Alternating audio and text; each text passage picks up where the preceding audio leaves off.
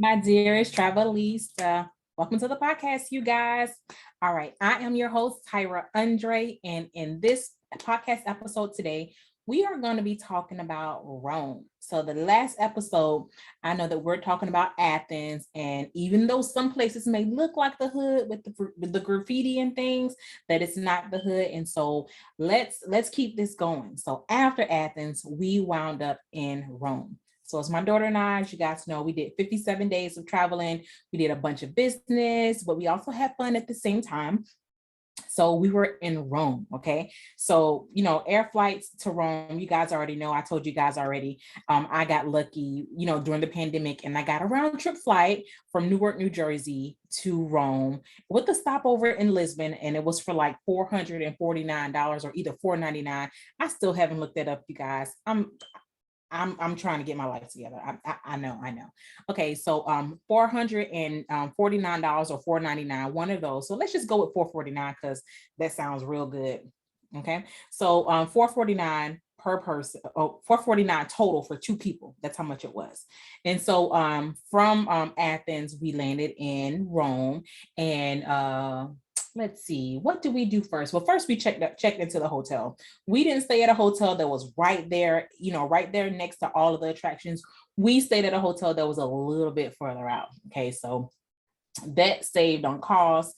And we may have to pay in Ubers just a little bit. And you know what? While we're talking about Ubers, let me let you guys know something. So in Rome, okay, they also have Uber, but it's more like Uber Black. And you may hear some people, the taxi drivers hate Uber in Rome. But don't let that discourage you from using Uber as a form of transportation. But I will tell you this.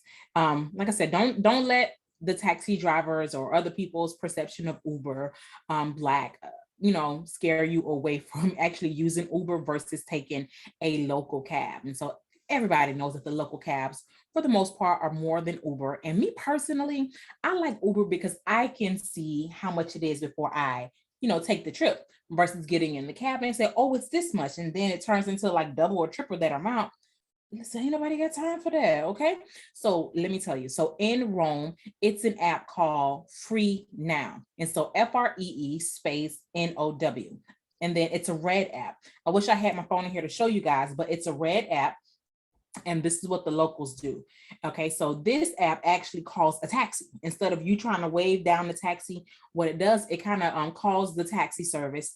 It's like Uber. It's Uber for the regular taxi service that's there in Rome. And so the prices were a little bit comparable to Uber versus trying to take a regular taxi and, they charge or do whatever. You don't how the taxi game works. Okay. So when you guys are there in Rome, use the app called Free Now. And so once I learned that, the hotel staff told me that. And so once I learned that, I started using Free Now. And I'm like, I don't know. I like using Uber because I'm used to Uber, but I tried Free Now just one time. And I'm like, okay, it's around the same price, if not a little tiny bit more expensive. Well, actually, no, I take that back.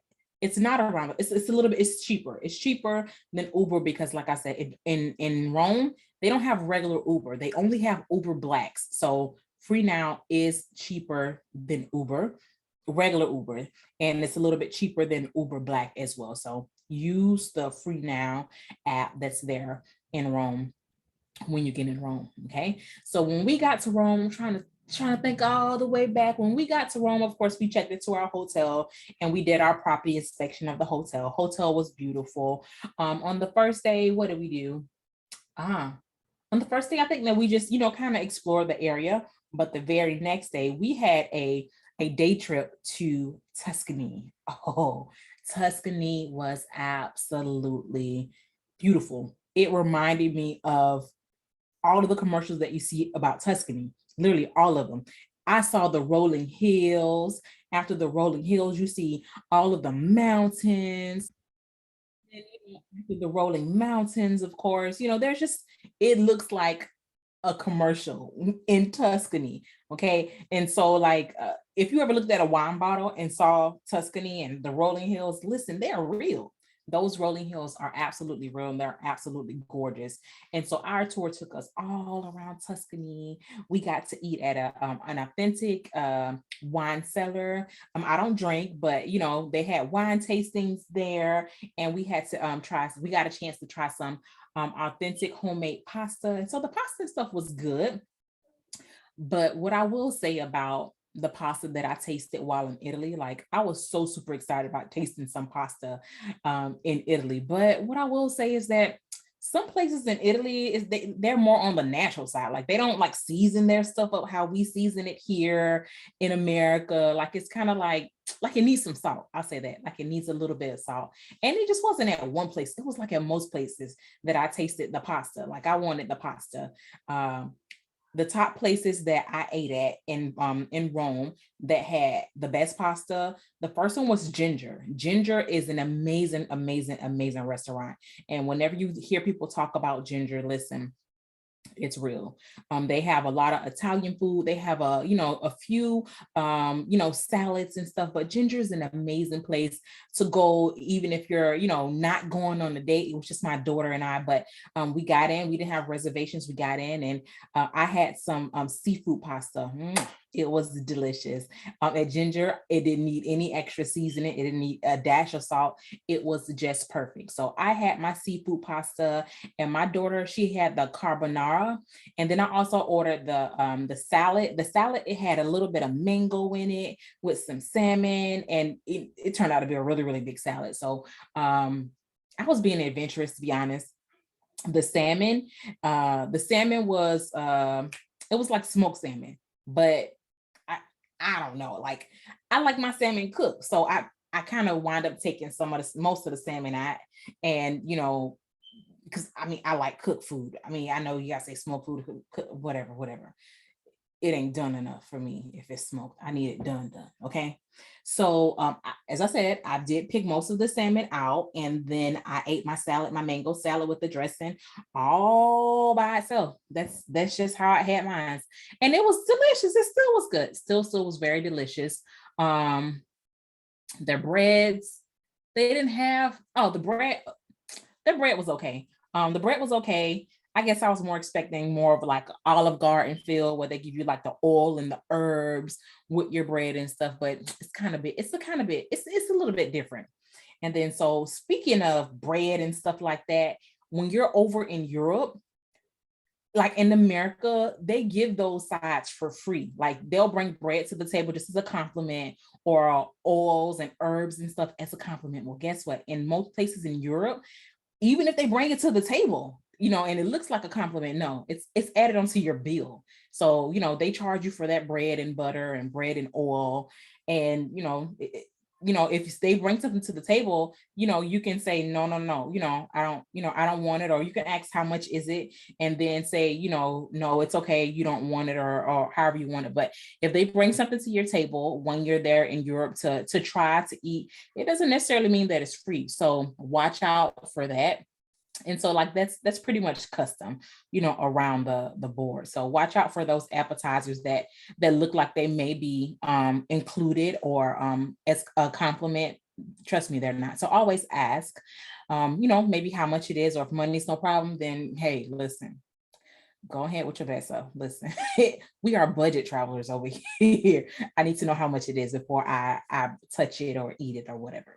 But back to the best restaurants that we did eat at. So best pasta restaurants that were good. So Ginger was one of the best ones.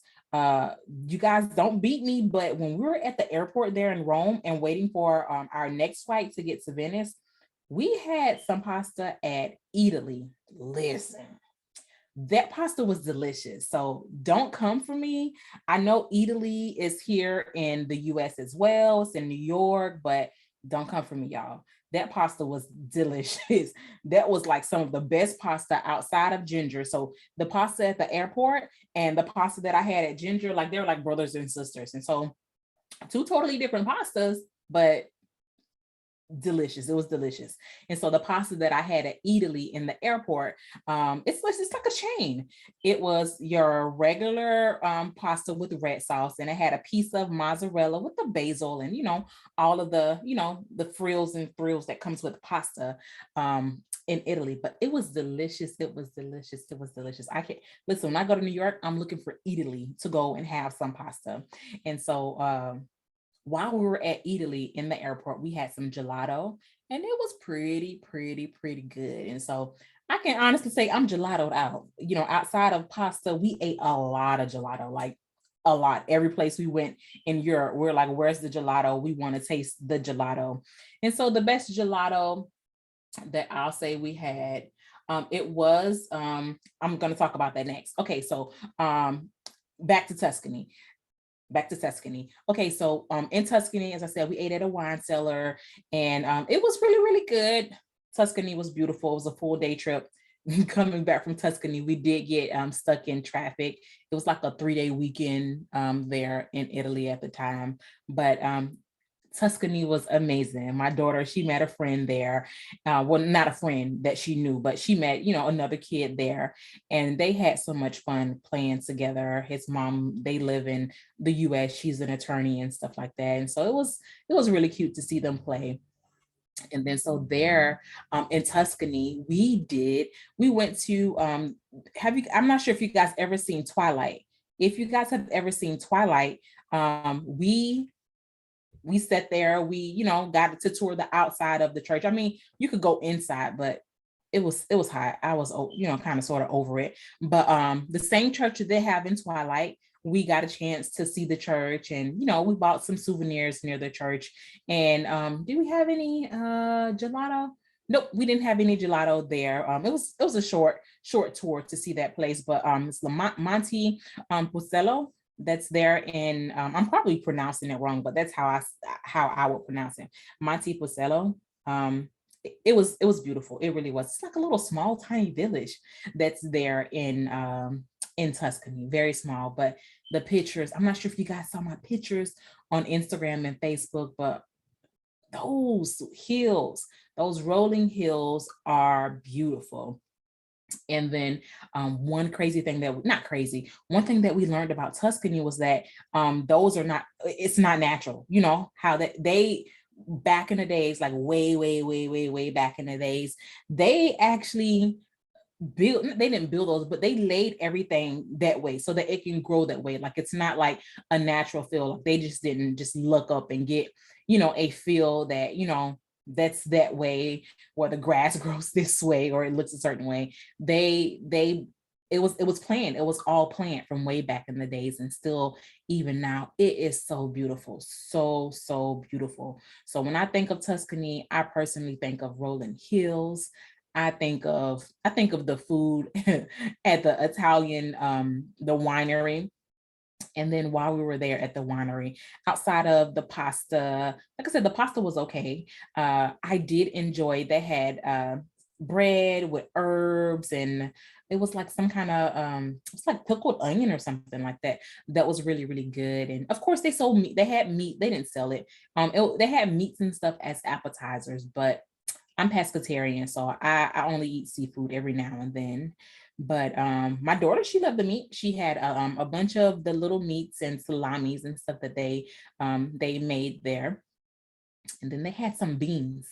I didn't think that, they're going to be good, but guess what, you guys, those beans were really good. So, but the wine kept flowing. The wine really kept flowing.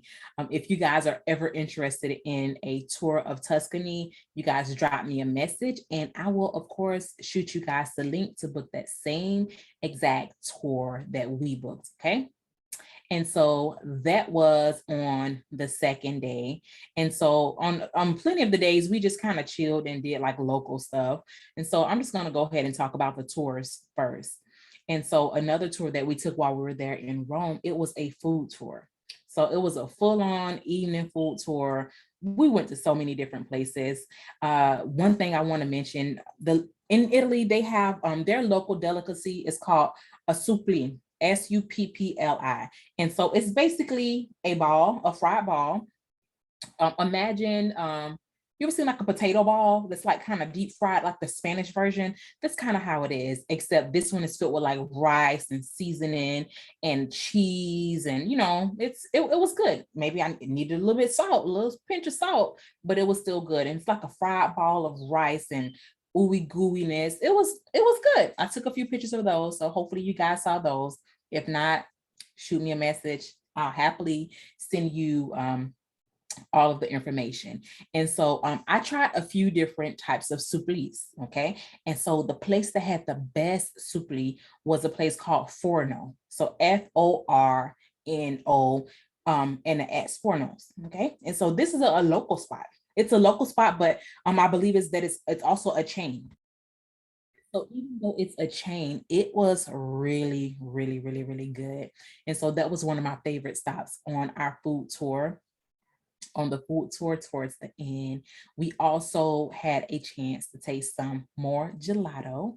And I remember one thing that they were saying about the gelato is if the pistachio is it's called pistachio. They don't call pistachio like us Americans. They say pistachio. So the pistachio flavor of gelato, if it is like a light green, like mint green, I said, no, it's not real gelato. It has to be like dark green, dark dark green. The darker the green, the more authentic the gelato is. And so I did have some pistachio gelato, and it was delicious, as gelato should be. So I guess that was the best gelato that I did have.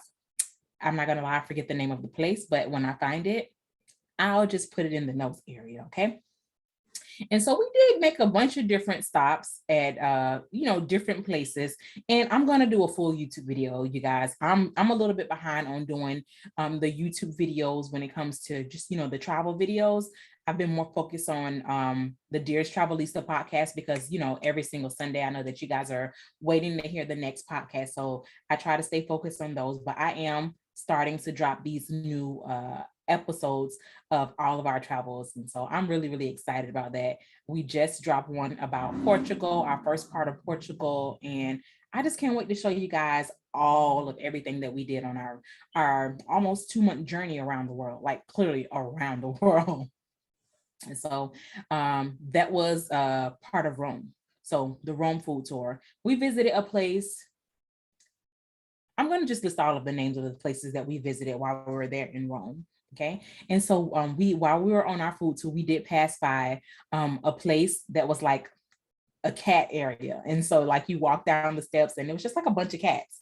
And these are, we're not allergic to cats or anything like that, but these cats, they're like vaccinated cats, but like this is like the cat village. Cat village, this is where cats live at. And so that was really, really cute. And so, of course, we're there in Italy on the other days. We were just like visiting little spots in Italy. We did check out the Trevi Fountain, and we did throw coins into the Trevi Fountain. And we did get a chance to see the Colosseum.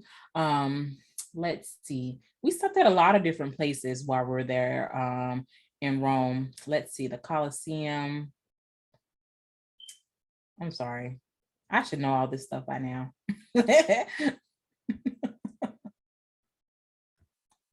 So speaking of the Trevi Fountain, something that's kind of sort of similar to the Trevi Fountain is Piazza Novana. We did get a chance to see that. We checked out the Vatican. Oh, the Spanish Steps. It was so many people at the Spanish Steps. But one thing that's special about the Spanish Steps is that the water is drinkable. So I saw people drinking the water from the Spanish Steps. Like there in Italy, there's a lot of places that have like water pumps. Like you can just go to the water pump and just pump you some water into the cup. I was like, nah, I'm okay. I'm okay. I'll drink my water. I always had my our insulated water bottle while we were there. But I do recommend that, you guys. It's so hot in Italy. Like it's too hot for pants. Like not pants, like literally pants, like jeans. It was absolutely too hot to wear jeans. But even with regular clothing on, dresses, y'all, it was so hot. It was hot. So I did see people. I mean, that's nice to always have, drinkable water that's there. But I did see people, drinking water from the fountain, drinking water from, the little pumps that are around town. And I just thought that that was really, really, really neat. And so doing the walking tour, she was like, anybody want to try something? We're like, no, we're okay. We're okay. But that's it for the water. We did get a chance to visit the Pantheon. We just visit a lot of different places. Now, some of the places we didn't go all the way in because the lines were just ridiculous. And we're like, nah, I just want to see it, peek on the inside or something like that. But some places the lines are just absolutely ridiculous, just ridiculous. Let's see.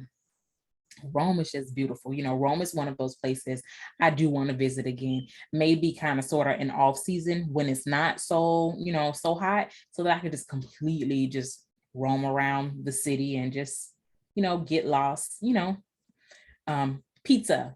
I tried some pizza in Rome. I wanted to try all the pizza and all of the the pasta and stuff in Rome.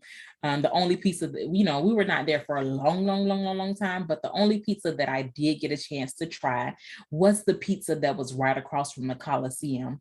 And it was, I mean, to be honest, I wanted to be adventurous and try something different. I put anchovies on my pizza. Y'all, I mean, I didn't know that. I mean, I was complaining about seasoning, but the anchovies gave enough seasoning. Like it was a little bit too salty for me. So I wound up picking them off. I picked the anchovies off and the pizza was delicious. So I can say that the Italian pizza is delicious. And we also tried some more pizza when we were on our food tour, and that pizza was just as delicious as well. And so, like I said, all of these places that I visit and I love the food, I'm gonna, of course, put them in a video and release them to you guys. Or if I remember some of the places, I will definitely put it in the details area of this podcast episode. But Rome was everything to us. Like Rome was very, very beautiful. Some people ask, did I have any problems with racism in Rome? No, I didn't even really know that was, I don't know. I read a little bit about it, but it's like, what? But no, we did not have any problems with racism while we were there in Rome. Rome was beautiful. The locals treated us really, really nice. Everybody was really, really nice and welcoming to us. And I hope that it's that way for all of you guys whenever you guys go visit Rome, because it's such a beautiful place. But as I said before, Rome is definitely one of those places that I do want to visit again, maybe in off season when it's not so hot. And so all I have to do is just look for a flight, just, I guess, watch the flights. But I definitely do want to go back over there. And if you guys were wondering where I bought the tickets for $449 at total for two people, it was TAP Portugal. So TAP Portugal. Okay. And so let me tell you about them. So TAP Portugal, I had a bunch of issues with my bags. So I was trying to book the bags and stuff online, and it was saying that I had to call. So they're trying to charge $213 round trip, I guess, from Portugal to Rome and then Rome back. $213 for one. It's like one, I think two check bags. I'm like, this is ridiculous. And so I went through the whole process. I could have sworn I gave the lady my credit card number. I kept checking my account. Y'all, it still was not there. So I had to call back. The first time I spoke to the lady, it was like 160 or something like that. And then when I called back, it was like the day or two before the flight was supposed to leave. I had to pay $213 for bags, you guys. Like, for real? Like $213, that's ridiculous. Like from New York to Lisbon one way, Lisbon to Rome, and then back. So that's a total of $4. That's $50-$60, per bag. That's crazy for a check bag. It kind of reminds me of Spirit, to be honest, but that's another story. But once we got onto TAP Portugal's flight, we had an amazing time, you guys. And you guys, they didn't sell, they were even serving wine when they served lunch and dinner and stuff. you got wine. I'm just like, yo. And I heard Air France is just the same. You get served wine when you're, taking long haul flights, but the kids, they gave the kids like a kids bag. It kind of sort of reminded me of Emirates. I'm not going to put them in the same category as Emirates because of all of the hassle that I had to go through with the bags and stuff. But Isabella did have an amazing time on TAP Portugal, Portugal. She had an amazing time on that airline. She got all the TV shows that she would normally get and all of the videos and movies. She got her kids meal that one thing about kids meals and flying with these long haul airlines, you can't just get a kids meal just because you want the kids meal while you're on the flight. You have to pre-order the kids meal. And so whenever you're checking in, go into meals, click on meals, click kids meal. And so the kids meal is kid stuff, macaroni and cheese and chicken nuggets and stuff like that, versus having to be served a regular in-flight meal. Kind of enhances the kid experience, of course, of flying. But my daughter loves it. Whenever we get on the flight and she knows long haul, she's like, did you order my kids meal? Don't tell me, please don't tell me that you remember to order the kids meal. I'm like, girl, yes, I ordered your kids meal. You'll be getting the kids meal. So she's like, yes, she loves it. And so, like I said, TAP Portugal, they give the kids bag, some kind of kids little trinket. They acknowledge the kid, make them feel special, just the same way as Emirates would. But she really, really enjoyed it. I think that the food on TAP Portugal, it was pretty decent. It wasn't better than Emirates. Emirates is my favorite airline. When it comes to food and flying and stuff, I wish Emirates was kind of like, local too, domestic here in the States, or, go, other, smaller places. But TAP Portugal, I did have a really good time on TAP Portugal. And there's a video that's going to be coming on TAP Portugal as well. So that was the airline that we used to get there to Portugal and to Rome. But I'm trying to think of what else can I tell you guys about Rome. Rome is beautiful. That's all I can say. Rome is beautiful. And Rome is definitely one of those places where I'll be visiting again during off season, of course, because I want to just walk around and just stroll around and not be hot. Oh, one more thing. I forgot. Whenever you go to Rome, wear comfortable shoes. If you think that you're going to be wearing heels, walking around Rome, honey, those cobblestone roads are going to get you every single time. I cannot tell you how many shoes I've seen just laying on the side, like the flip-flops and stuff, like the thong flip-flops, the little cheap ones. Girl, leave them at home. Those are not for Rome streets at all. Like, you're going to need some sturdy shoes, some comfortable, already broken in, sturdy shoes. Don't be out there trying to be superhero, be superhero and be super, super cute. I mean, of course you want to be cute, but girl, wear some shoes that you've already broken in, especially when it comes to Rome. And wear some shoes that got some grip to it too, because that's cobblestone. When it gets wet, it may get a little bit slippery. So I can't talk enough about Rome. There were so many beautiful things that I saw in Rome. I took so many pictures. I'm not gonna lie. If you guys are on my Facebook page or in one of our groups on our Instagram, listen, we're Mommy and We Travels on Facebook, and we're Mommy and We WEE Travels on Instagram. We take so many pictures. Like, literally, whenever I go to a destination, I take hundreds of pictures. And then at the end of that, I'll go through and pick the favorite ones and then put the favorite ones in the favorite folder. And it's usually about 100 and something photos that I've, favorited. So that's going to kind of sort of wrap up this specific podcast episode. Rome was everything. It was everything. And I cannot wait to go back. I can't wait to go back. Isabella can't wait to go back. We did not do all of Rome. We just got a snippet of Rome. And listen, that little snippet, that was enough to bring us back. And I want to bring you guys back. If you guys are ever interested in one of our women and children group trips, you already know where to reach me at. info@mommyandwetravels.com, or you can just go to our website, Mommy, MOMMYANDWEE, Mommy and We Travels with an S.com, and every single thing is there. Everything is there. If you guys want to shoot me a text message, sure, 813-GO1-FLY2. I'll answer all of my text messages and phone calls. You can call me too. Tell me what you heard from me at. Tell me where you got my number from. I'll probably ask anyways, but it's always good to see and hear clients that are coming from the podcast. But until our very next podcast, bye, Travelista, bye.